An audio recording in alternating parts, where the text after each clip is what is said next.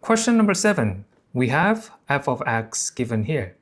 The question is, what is the domain of the function f? Okay, for this function, we have considered two things. We have a square root, right? So inside of the square root, which is x squared minus 4, that must be greater than or equal to 0. And also, this is a rational function since the square root of x squared minus 4 is in denominator, right? So we know that square root of x squared minus 4 cannot be equal to 0.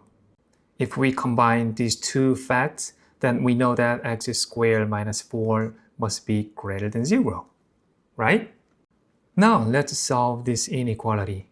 We have x squared minus 4, so if we factor that, that's x minus 2 times x plus 2, greater than 0, right? So draw a number line. Here is negative 2, here is positive 2, right? So we're going to test each interval. If x is negative 3, let's say x is negative 3, then this is negative 5, negative 1. So negative times negative gives us positive, right? So in this interval, that's positive.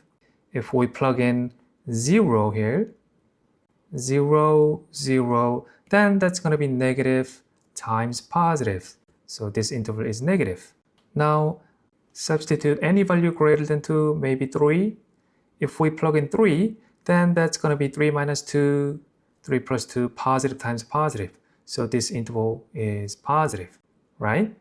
So this interval right here and this interval right here, excluding negative 2 and 2, negative 2 and 2, that's our solutions, right?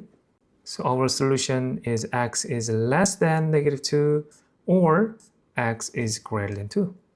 That's our domain of the function f. So the answer is D.